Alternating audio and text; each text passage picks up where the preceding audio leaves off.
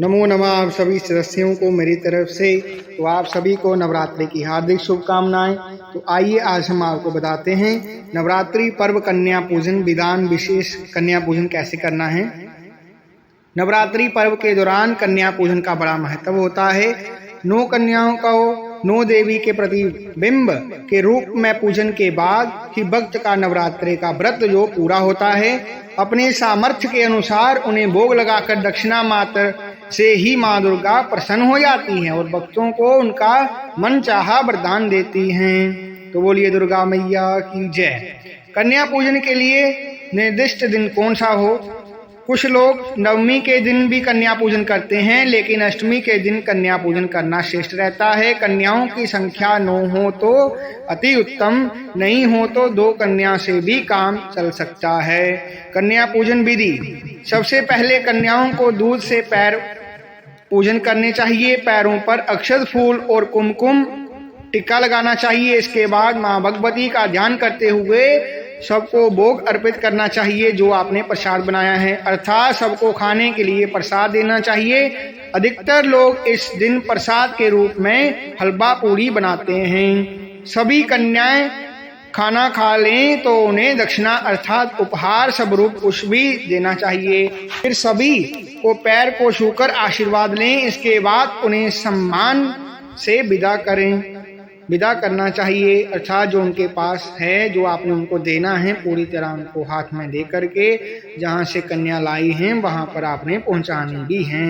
नवरात्रि पर्व कितनी हो कन्याओं की उम्र। ऐसा माना जाता है कि 2 से 10 वर्ष की कन्या देवी शक्ति रूप के प्रतीक होती है। कन्याओं की आयु 2 वर्ष से ऊपर तथा 10 वर्ष से अधिक नहीं होनी चाहिए। 2 वर्ष की कन्या कुमारी, 3 वर्ष की कन्या त्रिमूर्ति, 4 वर्ष की कन्या कल्याणी, 5 वर्ष की कन्या रोहिणी, 6 वर्ष की कन्या कालिका, 7 वर्ष की कन्या चंडिका, 8 वर्ष की कन्या शंभवी, 9 वर्ष की कन्या दुर्गा माता जानना चाहिए। 10 वर्ष की कन्या सुभद्रा माना जाती है। इसको नमस्कार करने के मंत्र निम्नलिखित हैं। ओम कोमटाय नमः, त्रिमूर्तियाय नमः, कल्याणी नमः, रोहिणी नमः, कालिये नमः, चंडिकार्ये नमः, शंभवाय नमः, दुर्गाय नमः, सुभद्राय नमः। 9 देवी का रूप और महत्व। हिंदू धर्म में 2 वर्ष की कन्या को कुमारी कहा जाता है।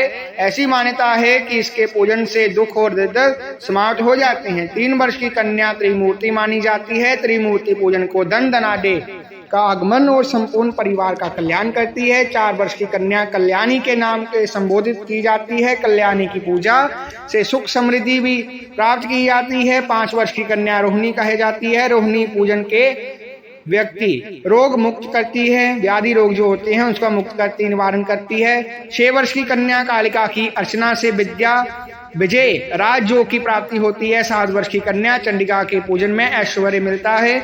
8 वर्ष की कन्या शंभवी की पूजा से वाद विवाद में विजय होती है। 9 वर्ष की कन्या को दुर्गा कहा जाता है। किसी कठिन कार्य को सिद्ध करने से तथा दुष्ट का दमन करने से उद्देश्य से 9 दुर्गा की पूजा की जाती है। 10 वर्ष की कन्या को सुभद्रा कहा जाता है। इनकी पूजा से लोक परलोक दोनों में सुख प्राप्त होता है। नवरात्रि पर कन्या पूजन के लिए कन्याओं की 7 या 9 या 11 की संख्या मानते हैं मुताबिक पूरी करने के लिए सीधी सी बात जो है, जब तक समाज कन्या को इस संसार में आने ही नहीं देगा तो फिर पूजन करने के लिए वह कन्या कहाँ से मिलेंगी।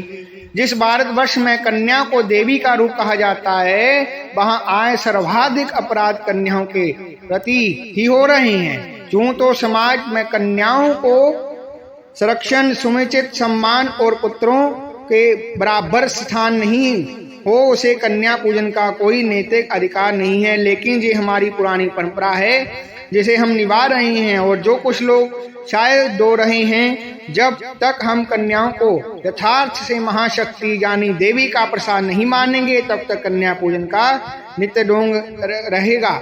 सच तो ये है कि शास्त्र में कन्या पूजन का विधान समाज में उसकी महत्ता को स्थापित करने के लिए ही किया जाता है और बनाया गया है। आप सभी खुश रहें, स्वस्थ रहें, व्यस्त रहें, ऐसी हम मनोकामना करते हैं।